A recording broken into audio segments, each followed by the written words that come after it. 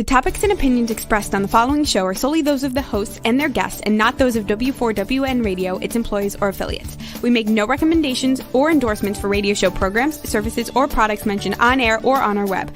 No liability, explicit or implied, shall be extended to W4WN Radio, its employees, or affiliates. Any questions or comments should be directed to those show hosts. Thank you for choosing W4WN Radio. Let's listen as Lorraine Lapointe, coach, therapist, educator, speaker, and founder of Head Heart Synergy, brings together another enlightened guest to inspire and motivate us to move forward, achieve our dreams and desires, so that we experience midlife awakening. And I'm your host, Lorraine Lapointe. Today we'll enjoy another candid conversation that reveals how to bring back a sense of balance and how to find forward focus. Today, take just a few moments to join us as we explore the possibilities and the perspectives that provide us with greater inner peace, power, passion, and purpose. Because that's what I call living at the edge of fulfillment in a midlife awakening.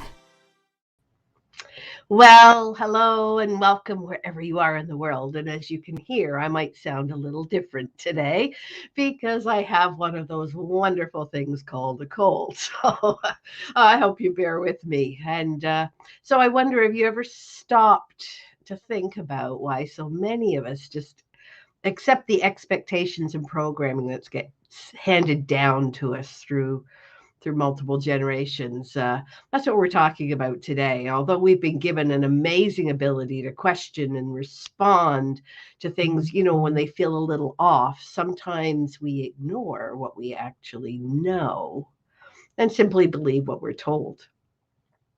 Has that ever happened to you? Unfortunately, when it does happen, it opens us up to all kinds of dark psychology, which manipulate and coerce both our inner energy and our mind. And this is known, our inner energy and our mind is known by our guest as our wisdom body. So we're going to hear lots more about that today. And lately, it seems I'm often hearing the question from others. It goes like this: have they lost their mind? Well, it certainly seems so for some. And this is something I'm going to explore thoroughly in a masterclass called Have They Lost Their Mind? And the good news is that even if they have, it doesn't need to continue. And on today's show, we'll explore how humanity is being prepared to see and feel and hear and know an undeniable truth that is literally written in our DNA. So it might feel like we're losing our mind. We used to believe that what we received from our DNA, from our parents, was the blueprint for our physical body. How high, how tall we are, what is the shape of our face, maybe our eye color. But our tribal ancestors were already well aware that what we receive is much, much more. And of course, now the science is catching up. So recent animal experiments have proven the experiences of one generation are passed along to the next as memories, as sights, as sounds, as smells, feelings, or thoughts to, those that don't exist yet. And this gives rise to a problem called intergenerational trauma. We might talk about that a little bit today, too. For those who aren't aware, that's when one generation doesn't complete an emotional experience or find justice for the events of their lifetime, and instead the trauma gets passed down into subsequent generations. It was Albert Einstein, interestingly enough, who said that in 1950, he said a human being is part of a whole. And although he experiences himself and herself, your own thoughts and feelings as something separate from the rest, it's actually a kind of optical delusion of consciousness. And I believe that's why trauma, drama, and attachment bonding and past echoes are being revealed in this time so that we can choose to heal and connect to our true nature, preparing us to mindfully move forward and learn how to relate to each other in new ways. This is something I'd love to delve into with you, but it's only an hour's show. So, for those who I haven't met before, I am your host, Lorraine Lapointe, and you can think of me as a mindset wellness specialist. I guide those who are asking big questions like, is this all there is? And what's next for me? And have they lost their minds?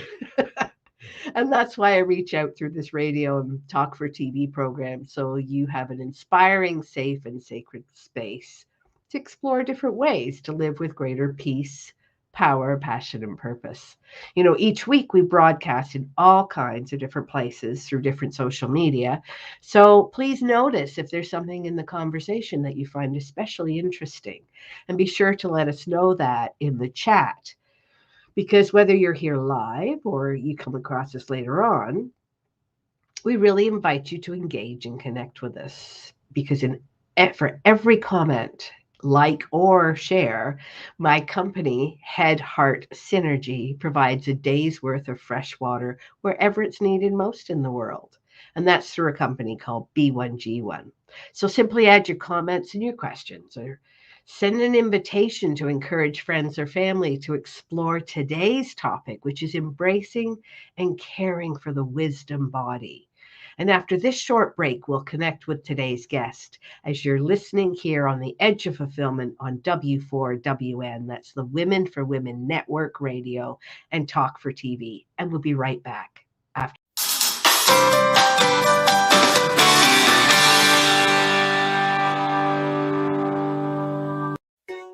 Did you know video is the future on content? There are 3 good reasons why video is the future of content. Number 1, videos are often more engaging than simple pictures or music alone. Number 2, it's much easier to tell your story through video. Number 3, because we love to watch video, they go viral much faster. Hey, notice you're still watching right now. See how well it works. Next time we can play your video here instead. Ask me how. Shine online on Talk 4 TV and W4WN Radio. Hey, are you looking for a brighter future? Wishing for greater calm, clarity, and confidence? What if you knew an inside job was the answer? Your mission: stop the inner burn, gain mental fitness so you get more out of life. Imagine in about 15 minutes a day for just 6 weeks. Come on, we'll show you how. Don't miss it. Just go to www.lorraine.gives/m-fitness and join us right now.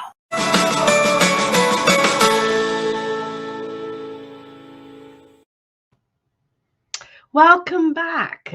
Just this morning, while enjoying my coffee, I received a wonderful message about the energies that are swirling around us, removing and dissolving all the old emotions that are stuck and stagnant within our body, our heart, and our mind. And it seems that this is the right time to align our emotional or intuitive body with our mental body so we can balance both our masculine and feminine energies. And I believe that this is the focus of our guest. So let me tell you a little more about her. Anaiis Salles is a transformation catalyst. She's known as an author, a speaker, and innovator who's been a creative or a co-creative healer since she awakened in 1989, when she began her career on the cutting edge of helping people without the use of hardware or technology. Anaiis is the founder and product innovator of Sourced Solutions, which is a low-cost, high-impact product line for healing. And it's her mission to guide others towards embracing and caring for their unique and magnificent wisdom body so they can powerfully live into their amazing birthright. So I'm going to stop talking about her and let's meet her right now. Welcome, Anaiis. Good to be with you, Lorraine. Oh, it's wonderful to have you here. I understand that you're super passionate about teaching others to embrace and care for the wisdom body, and I'd love to hear more about that. Where would you like to begin? Well, I'd like to begin with the concept that we all have a wisdom body. And I loved your comments about losing the mind, because one of the ways that we gain access to the wisdom body, the key to the wisdom body, actually involves losing some aspects of what we think of as the mind that are not nurturing, are not healthy, and are full of what I call murmurs. Mm. Murmurs are low level energy whispers that you may not be able to hear yourself thinking on what those thoughts do to your body, your emotional body, and then to your immune system, unless you have gained access to your wisdom body. Once you have gained access to your wisdom body, you become more and more adept at being able to hear the murmurs. And then, of course, in my work, I teach people how to clear that kind of information and how to do it on their own. So I'm very passionate about self empowered, full and complete healing. That's awesome. And I know that you talk about the show is called Embracing and Caring for the Wisdom Body. So, is there a difference between those two things, embracing versus caring, or is that something that you'd like to expand on a little? Well, I do think there is a difference between embracing and caring. To first embrace the wisdom body, there's a lot of non essential material, thought material, feeling material that has to be cleared. Once that is cleared, we have more and more literally life force with which to begin to care for the wisdom body. So I think there is a difference. And what I wanted to share with you and your audience today is, in the work that I do, so much of it also involves the physical body and Mm. how the physical body and the wisdom body can work together. So I was listening to the radio this morning, and in Philadelphia, we have a program called The Pulse, and Ah. it's on WHYY radio in Philadelphia. And this morning's program was about clinical trials in immune therapy that have been going on at the NIH. And I would like to just say to your audience that I've been engaged in those kinds of clinical trials without NIH funding for 3 decades, and have come to the conclusion that immunotherapy that originates from within your wisdom body is a powerful way to bring in a holistic additive to any physical challenge that you might have. So I wanted to just focus on that a little bit and make sure people go and listen to that program, because in that clinical trial, there was the discovery in certain patients that they have specific kinds of cells that locate cancer cells, can find them, and they begin to try to wear them down and kill them. But in Mm. some people, this process goes awry, and then the balance goes out of whack, and the cancer cells gain hold of the physical body. And in this amazing clinical trial, they figured out, which I figured out 30 years ago. It's funny because I don't use hardware technology. So some things just happen by the virtue of the wisdom body and by spirit, that human blood has the capacity to do the job. And so what they did in this clinical trial with advanced cases of cancer was they used the patient's own blood, and they augmented the cells that were able to fight the cancer, and they introduced them back into the patient's body by the billions. And in many cases, cancers that were stage 4, that were considered terminal, were completely eradicated. So that is also the nature of my work. And one of the ways that that happens for me is helping every person gain access to that deep DNA cellular relationship with your own body. And that is the function. It is one function of the wisdom body. That is so awesome. I was actually reading something about that a couple of years ago where they did something similar. They took someone's own blood and Mm-hmm. centrifuged it, Yeah. sorry, and then reintroduced it with wonderful results. So please tell us more. Well, my source solutions are based on that principle. They're based on the principle of we do have the information in our own genetics to take care of anything in the body that needs healing, where we've gone out of balance for whatever reason. And sometimes those reasons are really purely based in emotions and thoughts that we are not able to bring to a state of peace and balance and calm. So that is wonderful training for the new Jedis of the future, that we are able to do this. And what is key is learning how to do it and being so in touch with your own physical body that you know when to bring this wisdom into play. That is awesome. I'm gonna work on that for getting rid of whatever this is that's invaded my body.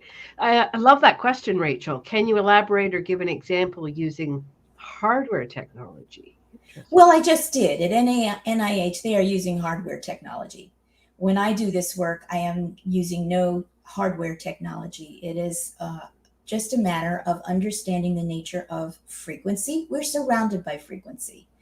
When you turn on your live stream, when you turn on your computer, when you turn on your television set, you decide to watch a film, you are employing the use of focused frequency. You just don't think about it.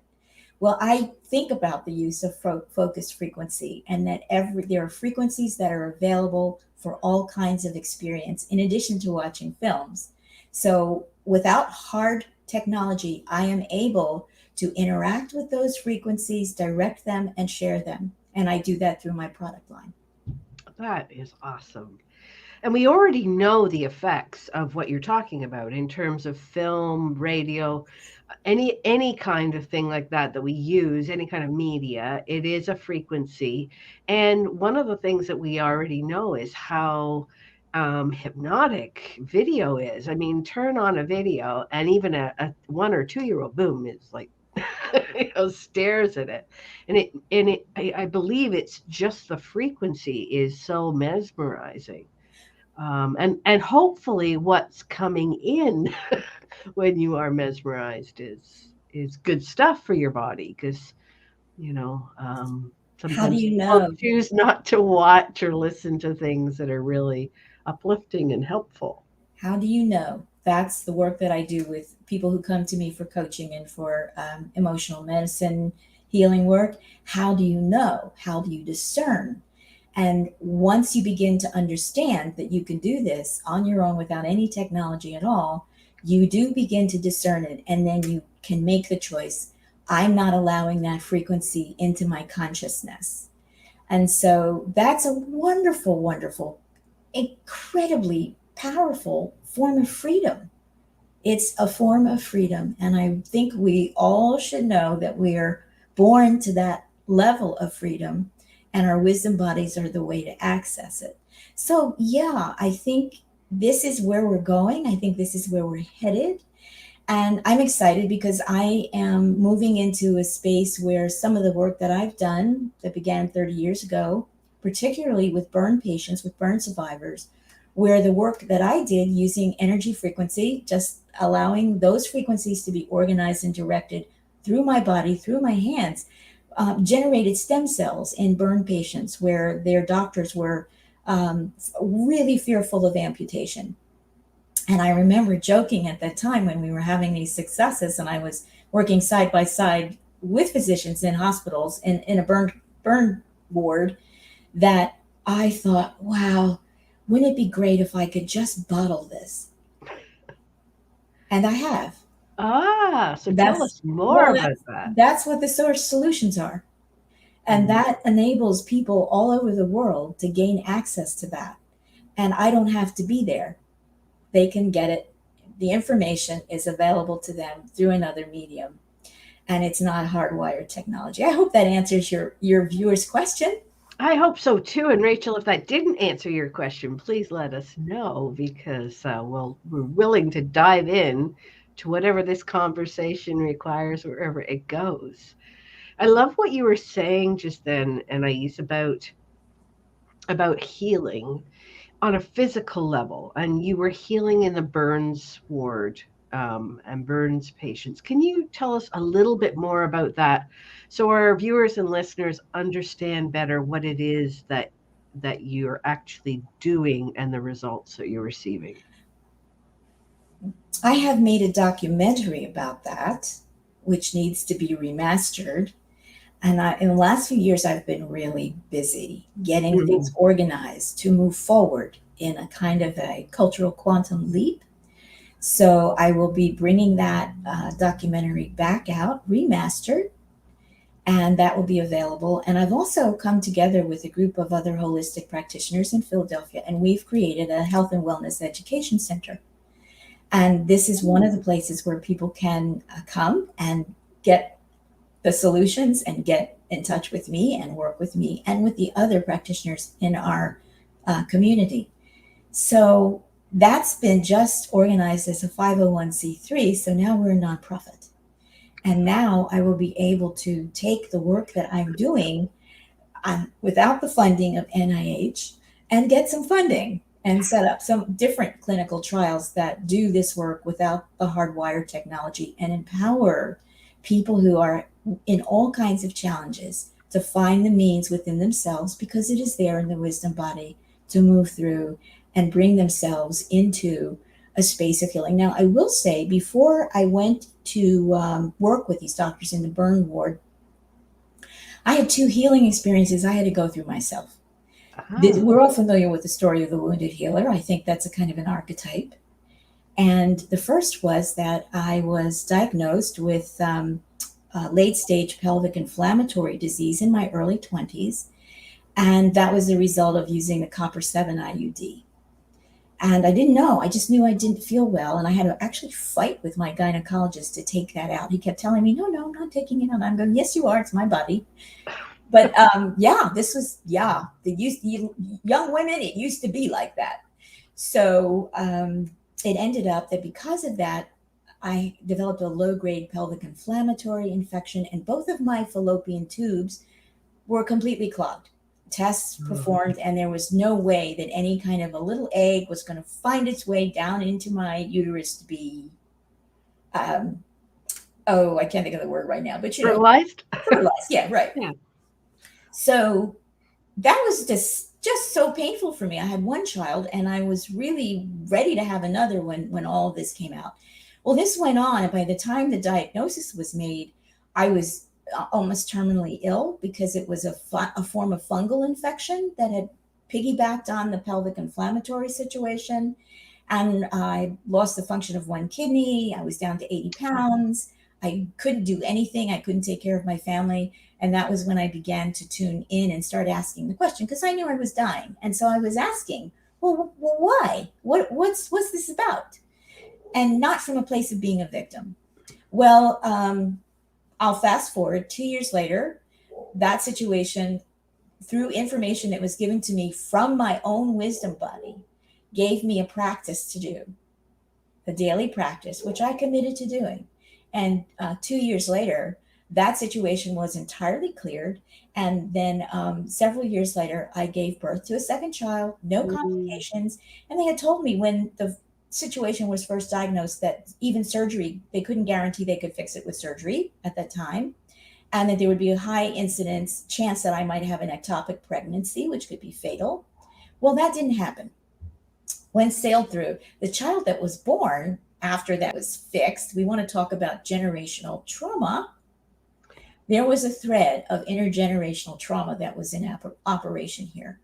So my darling younger son, absolutely precious, delightful child, eventually developed juvenile rheumatoid arthritis when he was 18 months old. Oh. And that was another augmentation of my wisdom body. Again, I received information from within on how to move through that circumstance.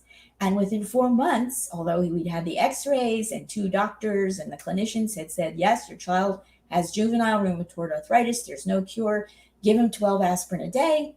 In 4 months, he was completely clear. So that's that wonderful. Prepared me for the work that I eventually did with burn patients. There were other things along the way, but that is the power of being able to access your own wisdom body. There is phenomenal information inside your own core of being that will really help you get through whatever it is that you need to resolve. You just have to learn how to access it.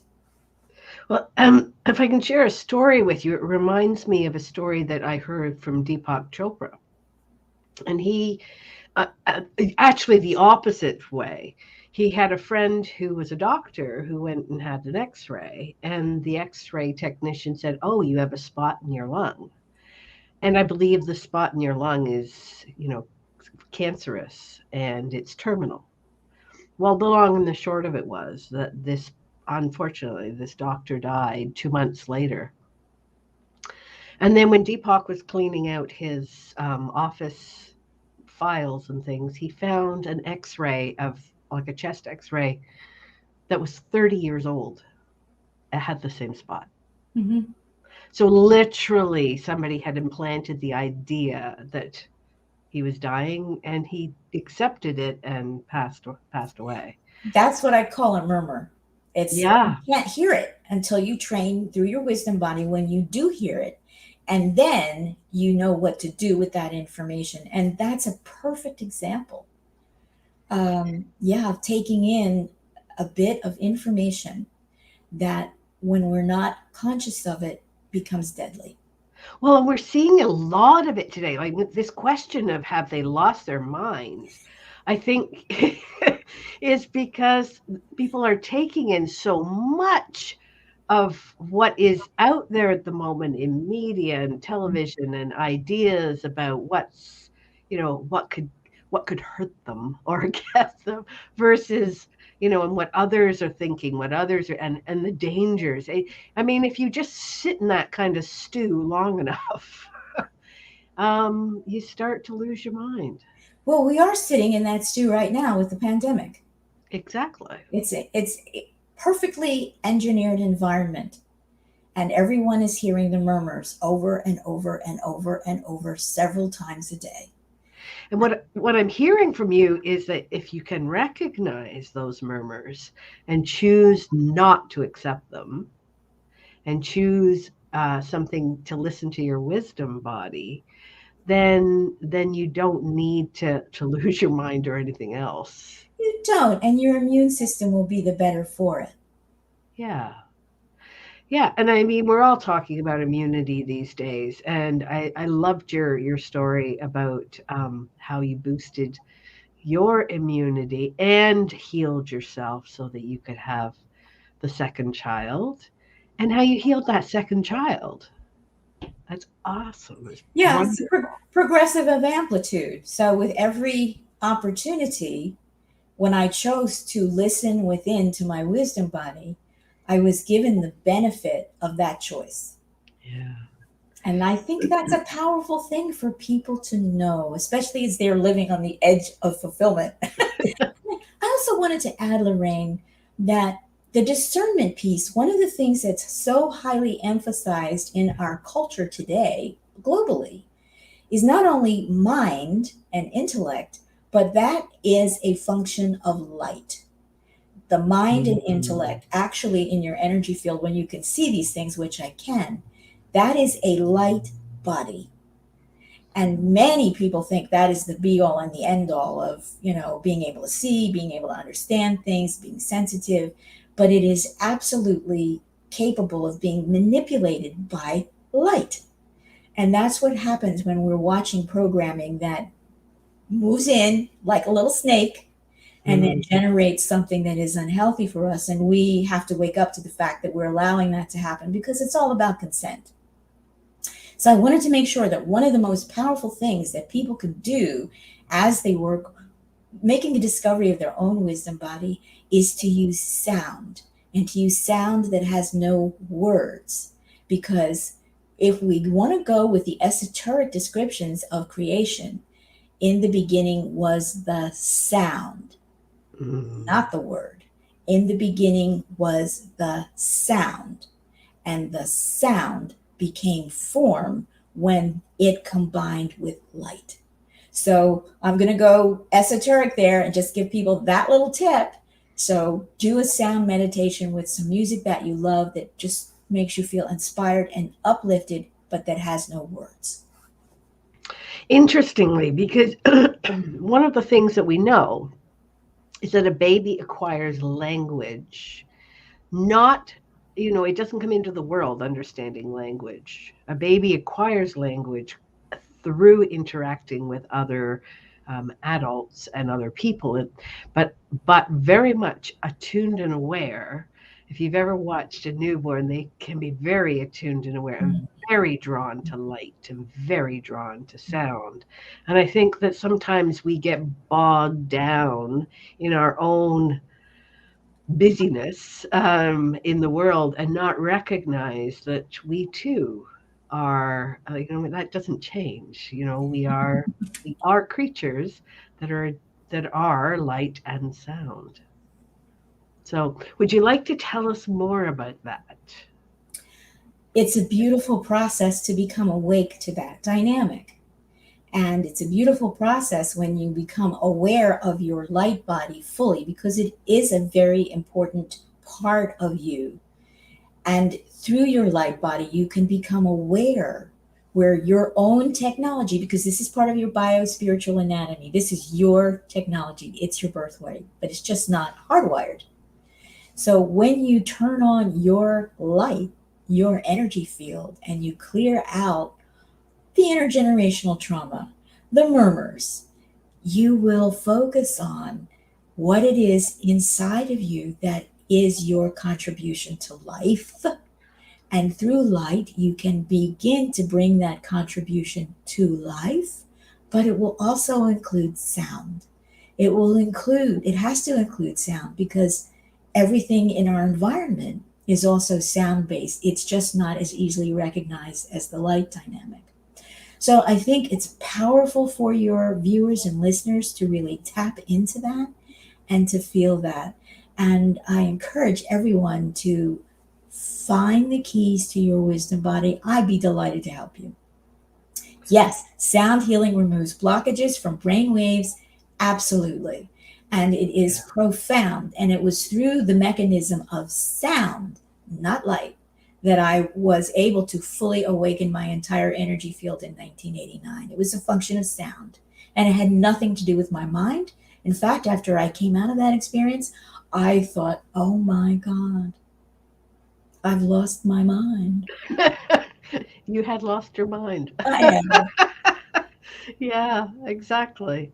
And if we think about it, very wise teachers, yogis, and all kinds of different wise gurus and teachers through the years have often started their practices with a sound, like the sound of Om, or many chantings. Or the other day, I was at a lovely campfire, and we did our drumming, and it just amazed me, because the drumming, it just went on, and it felt so amazingly clearing and beautiful to be in a circle of people drumming in front of a fire. It just, and there's the light and the sound.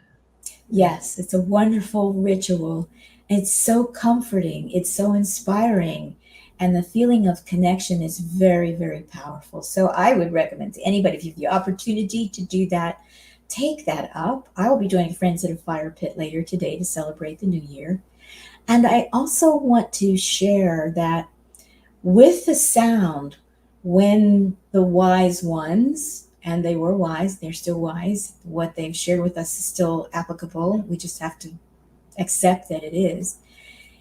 The sound creates a resonance through all of your cells. When you use the single sound of Om, which I particularly am not into, but some people are, when you use that particular sound, you need to find your own sound. Your body, your frequency has its sound. Great, discover that. And then work with that sound in your own body.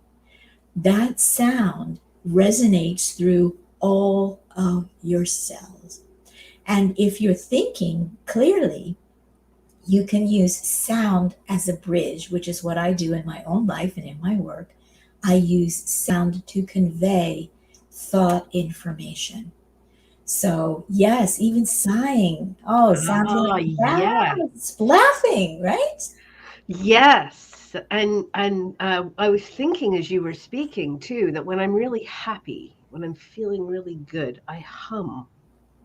Yes. I don't sing. Some people sing, but I don't. I hum. And yeah, that is definitely exactly what you're talking about. It resonates through your entire body and it interacts with your biospiritual anatomy. For those of you who are familiar with chakras and the energy field, it sets up a resonance in the energy body that can bring you back to what I call 0 point energy, where you can reset physically, emotionally, mentally, spiritually. And then you have the opportunity in that 0 point energy to erase intergenerational trauma, clear out another layer of information that isn't healthy for you, and bring in a calm point where you can begin to co create again anew from a fresh perspective. This is absolutely fascinating. And if listeners are wanting to know more or to get involved with knowing the ins and outs of how to do this, what is the best way for them to learn about this, do you feel? Well, I have a number of ways, but I do it in graduation. It gets more and more complex as time goes on. But a great way to begin is just to join into my Wisdom Body program, which I will be offering at the end of January. That's an 8-week program that takes people through how you recognize these strong emotional dysfunctional templates that we are all embedded in, that create template sets. For instance, the template set of the emotional uh, landscape of rejection, abandonment, and jealousy, Mm. and what that does in the body, and then knowing how to be in relationship to that template set so that you can clear it. We have several of these sets in our emotional bodies, and we just feel like we're running amok, and we're overwhelmed with the emotion of rejection, or we're feeling abandoned, or suddenly we're enraged with jealousy. These are not natural emotions. These are overlays. And so in my work, come into my program and I will get you through all of these template sets, and you can just get rid of them. That is awesome. And I mean, I'm translating a little bit into the language that I'm using, and I'm hearing that murmurs are like inner saboteurs, or those inner critical voices. Is that similar? That you someone says, oh, you did so beautifully, in that performance, and you hear in the back of my mind, but you should have done better. Or is Mhm. that the kind of thing, or Mhm. those kinds of murmurs? Is that what But we're talking about? there's murmur sets with these emotional templates. So that would be at the set of the mental body, where you were hearing sound information that was about not being good enough. Well, Mm. that relates to another template set. And then there's the mental body in your bioanatomy, there's the emotional body, then there's your atomic molecular body, and then there is the spiritual, full on, absolutely priceless layer of you that contains the information that is encoded in your DNA. So, going through each of the template sets and clearing that information out, the murmurs, when we're talking about something like cancer, that's a murmur that you will not hear unless you're attuned to listen to yourself at the atomic level. Interesting. So, can you tell us a little bit more about that? Because I know a great number of people have been suffering with many different forms of cancer in the last, 50 or 60 years. So it seems to be more and more prevalent. Is that just a perspective, or is that No, actually a change in the atomic it's a structure? change. And I will give you, if for those of you who are unaware of it, the 1950s was when we moved into the great era of vaccination. And it began with the polio virus and polio vaccination. Now, what a lot of people are not aware of is they're not aware of the Hela cell. and they're not aware of the story of the Hela cell. The Hela cell is an immortal cancer cell that was discovered in the cancerous cervical tumor of a Black woman named Henrietta Lacks in the early 1950s. And this tumor was, when she died, she was at Johns Hopkins for treatment, and when she died, without her permission or without her family's permission, this tumor was removed from her, and it was discovered that it was composed of immortal cancer cells. They cannot be killed by any medical intervention. Now, what did traditional medicine do? They began using these Hela cells in the development of vaccines. So there's Hela cells, there are trillions of these cells now, enough to go around the earth several times. And they are still being used in biomedical research for the development of vaccines. So you have to ask yourself, isn't that an interesting correlation between the explosion of cancer around the world, the introduction of vaccines, which of course helped quell a virus like polio, but there was a saboteur that was used in the development of the information, and it can't be killed. So if you don't know about this, read the book, The Immortal Life of Henrietta Lacks, and understand not only that, it goes one level deeper, which is the biomedical industry has now claimed that if they take your blood, they own it. You don't own your own blood anymore. So we need to be aware of the legal ramifications as well as the biological implications, and understand that there can be these murmurs deep within us. And we didn't have anything to do with starting them off or setting them into motion. Well, when something is introduced to the body, I mean, it becomes part of us. I mean, people just think, oh, I'm just getting a shot, you know. But goodness knows we've heard so much about them lately. But you're introducing something into your body. Yeah, and is your body prepared? How is your body going to interact with that information? And that's the thing I learned. It was so beautiful with my son with juvenile rheumatoid arthritis, because I had the choice and I was given the information. How is his body going to react to this information? How is your body going to react emotionally to this information? And what opportunities do you have? Because this is a thread of intergenerational trauma. And you may not understand because the thread is long and old, but it is a thread from many generations of being a human. So how are you going to respond to this? Yeah. It's also, just to put it in sort of everyday terms that I think most listeners and watchers can understand, is as children, we look to our parent to solve our problem, right?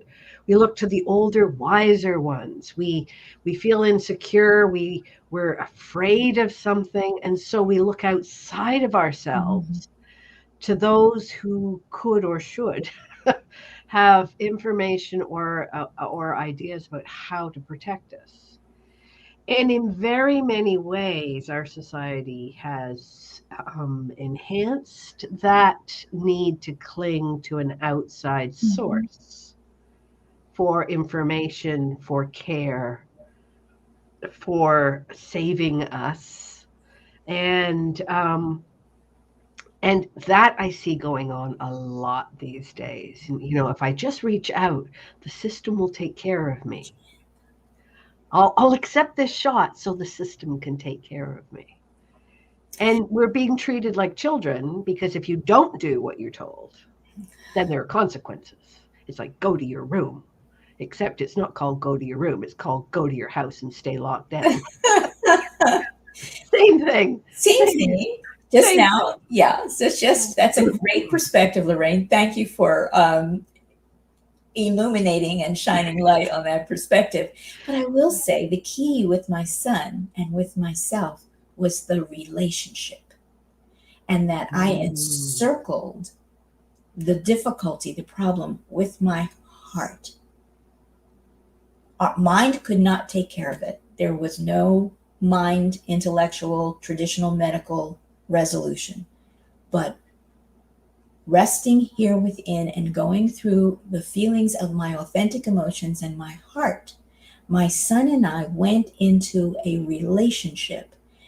When I got the information, it was not about curing him or fixing him. It was about loving him and providing his body with the best support that I could so that it could find its way to deal with the informational challenge. I think that is so important. It bears saying again that you loved him so his own body could fix what was wrong or what was not in alignment. It's not about someone coming in and, I mean, it's part of surgery, right? Somebody coming in and mucking in your body and fixing you. And I'm not knocking surgery. I mean, surgery helps lots of people. But there's a real sense these days of putting our own health and our own care in the hands of others and not in our own wisdom body. There's a balance, and I will share that, my most amazing experience of needing to, because I can write light code, I'm able to kind of engineer light and sound so that I can develop certain kinds of experiences that I would like to have, which is why the information in my Source Solutions is so powerful. But I was in a dynamic with the murmurs and this incredible pressure from without that is geared to pull us apart, to pull us into separation of our own bodies, to pull us into separation of our most profound and loving and healing relationships, to pull us into separation. I have a video all about, we're living in a state of separation. So when we come out of this degree of separation, I was being pulled and pulled and pulled. And I was like, no, this is not, I do not consent to this. I do not consent to this activity. And I could feel the inner pressure of things in me. One of the things that came up for me, I'm going to tell you this, the night before the experience that followed, I realized that one of the things in my own emotional body that was not functioning well for me was vulnerability. And I needed to surrender to vulnerability, which means people taking care of me, people looking out for me. I'm always the strong one. I'm always the one that's like, blah, blah, blah, blah. And I'm like, when my body was saying, no, it's time for you to be vulnerable. So I thought, okay, I'm short on vulnerability. I don't know how we're going to co-create the opportunity for me to heal that, but let's do it. And I wrote the light code the next day around 2:00 in the afternoon. I had a little minute. It was like, okay, it's quiet. Write the light code. 11:00 that night, I was in the emergency room with appendicitis, which I knew I had written into the light code because that was a way for me to put myself into a situation of absolute vulnerability where I would have to be cared for by others. And my body would have to be cared for by others. And my emotional body was cared for by people who loved me, who looked after my tender basic needs. While I was only in the hospital for like 48 hours. And, it was such a profound experience for me. And it was part of me changing the information that I was carrying. Well, intergenerational trauma, be strong, be invulnerable. Don't let anybody touch you. Don't let anybody hurt you. Don't let anybody cut you. Right? And in that instance, there was a balance of outer technology, systems, beautiful, incredible teams of people to help who did the surgery. And there was the balance of my own wisdom body that took care of all of that information. And the healing, you should see how like people can't see the scars. Like, well, where is it? Where'd you have? Yeah, where? I can't see anything, right? But that's the balance. And this is what I would love to encourage your listener. With wisdom body information, we find the balance. That is so awesome. And unfortunately, we've run out of time for this show. We had a listener question about how to spell Hela.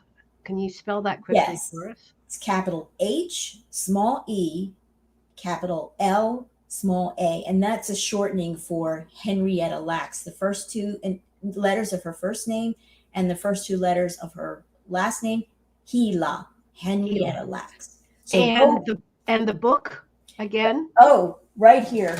Hang on. Don't go away. Right here. The Immortal Life of Henrietta Lacks. And there's the Hela.